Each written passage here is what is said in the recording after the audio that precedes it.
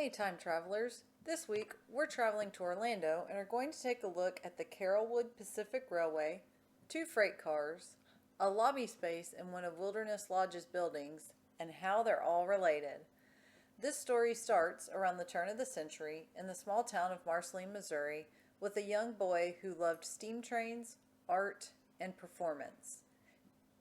In the early 1920s, he moved to California, where he later bought some land in Holmby Hills, a neighborhood of Los Angeles, in 1949, and construction was completed on a house in 1950. The house was located on Carolwood Drive. Inspired by the backyard of two of his animators, Ward Kimball and Ollie Johnston, this mystery man installed a 1/8 scale steam railroad that was 2,615 feet long and encircled his house. Thus was born the Carolwood Pacific Railway.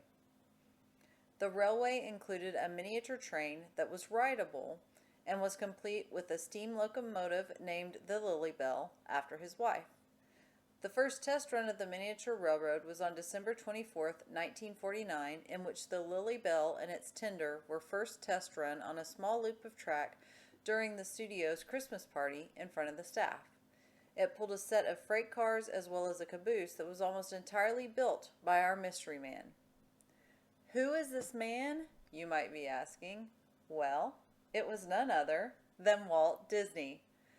Walt Disney Studios' machine shop team, led by Roger E. Broggie, helped with construction of the train and its cars.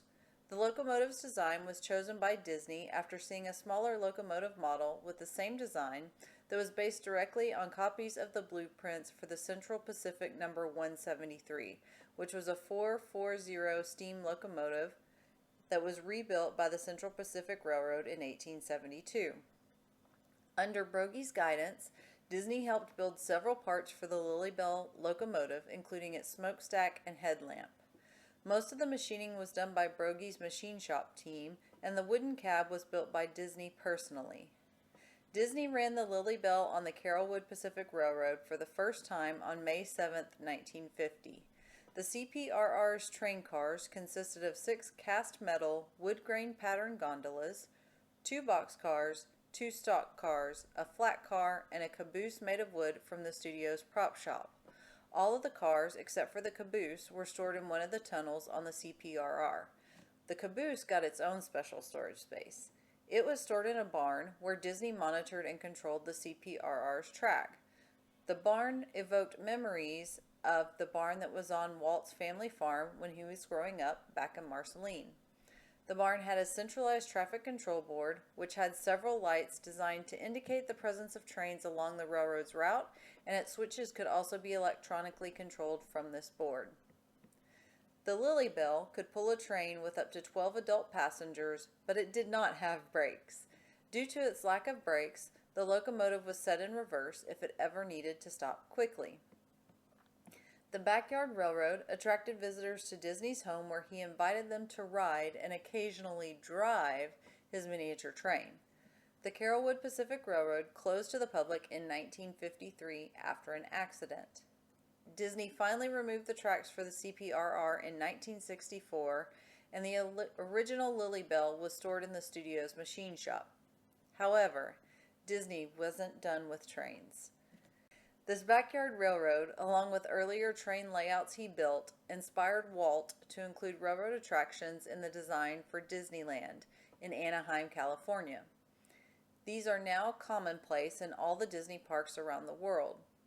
In California, this also included the train that goes around the park and the smaller train in Fantasyland called Casey Jr., which takes riders around a small track that has miniature scenes of animated Disney films. In 1965, Disney donated 1,500 feet of the Carolwood Pacific Railroad's track, as well as the railroad's trestle, to the Los Angeles Live Steamers, a group of miniature steam train enthusiasts. These were put on display at the Los Angeles Live Steamers Railroad Museum in Griffith Park. The completion of the CPRR's track installation at the museum was celebrated on October 22, 1966. Just a few weeks before Walt's death.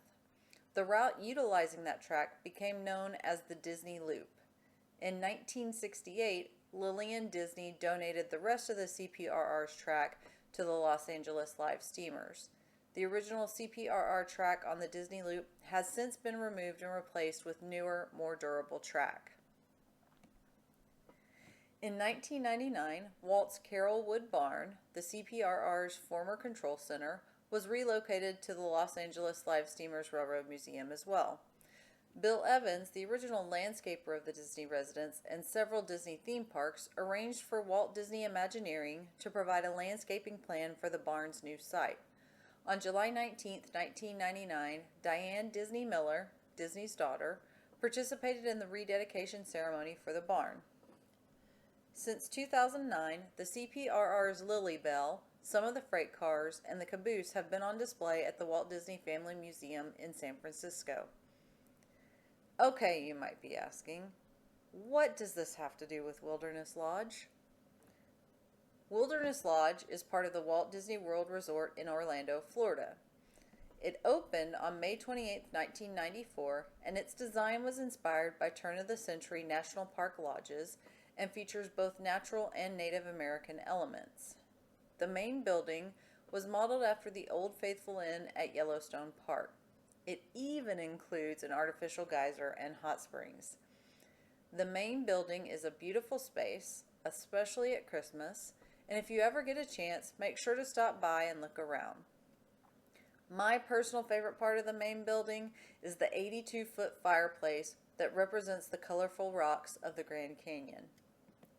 Since initial construction was completed on the lodge, 2 new buildings have been added, the Boulder Ridge Villas in November 2005 and the Copper Creek Villas and Cabins in July of 2017.